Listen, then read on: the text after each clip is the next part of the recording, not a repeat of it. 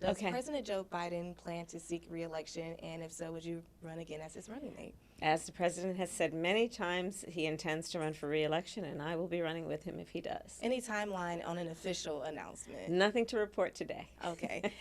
And what's your response to Americans who may feel as if the president is too old to seek re-election?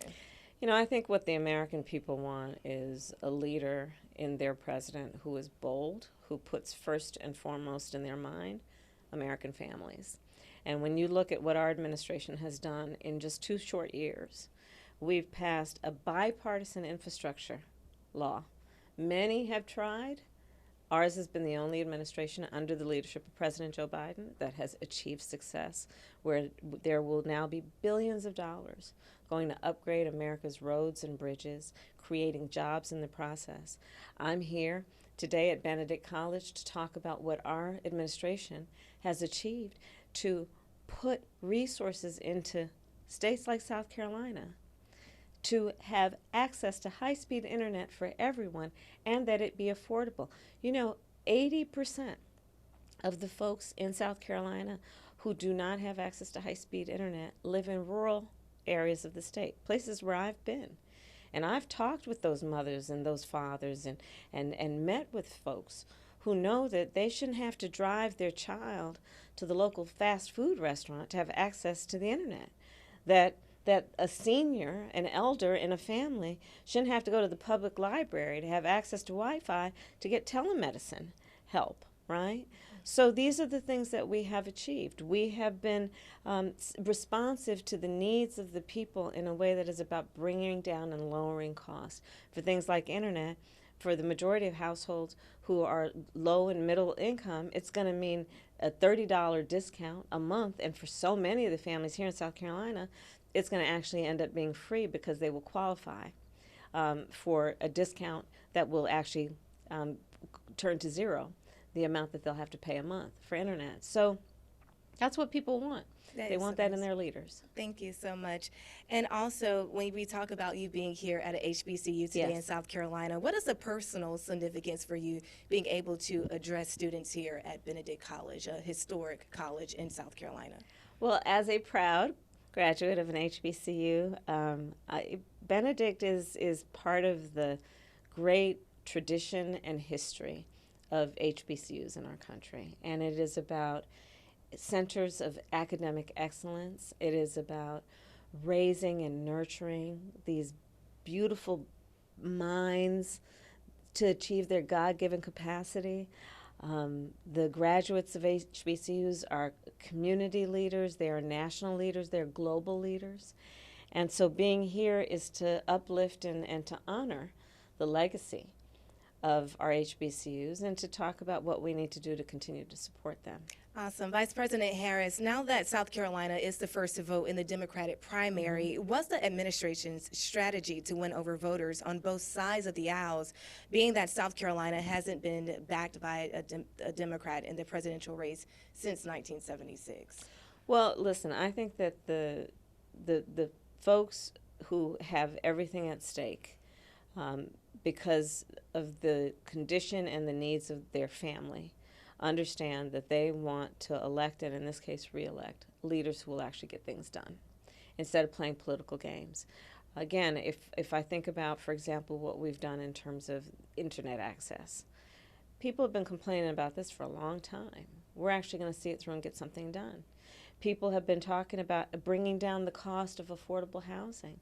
We're going to be sending, and we just announced today, millions of dollars to South Carolina to bring down the cost of housing so that it is affordable for working families. This is the kind of work that people want. And I think that the bottom line is that when people are sitting at their kitchen table at night trying to figure out how to pay the bills and get through the end of the month, they want to know that there are leaders in place who will be addressing their basic needs and their essential needs. And that's what we've been doing. And my experience has been that when people are thinking about their family's priority, they're not thinking about it through the lens of being a Democrat or Republican. They're thinking about it through the lens of looking at their children and what they need, that they got to pay rent, that they aspire and dream to buy a home, that they need access to internet. These are the things people care about. Former President Trump launched his presidential campaign in South Carolina a month ago. What would be your message to the former president who's running under the same system he claimed stole the election from him in the first place? I think that we need to support leadership like what we have seen on the ground in South Carolina, who understand the importance of upholding the integrity of our election systems.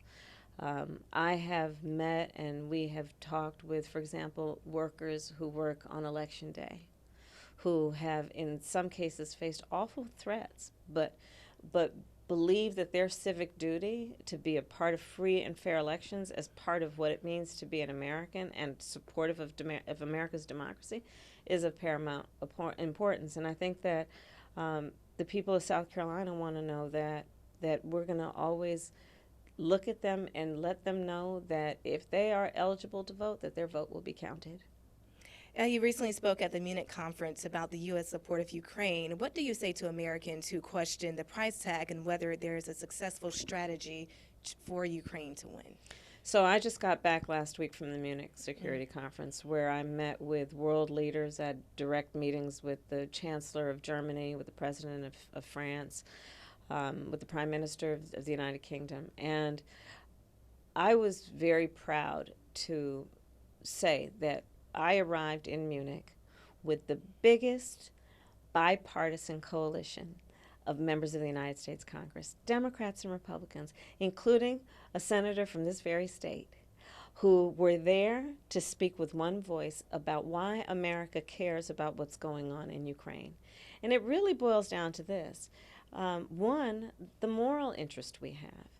The reports and the evidence tell us about awful things that are happening there in terms of a report of a child as young as 4 years old being sexually abused by a soldier, a Russian soldier.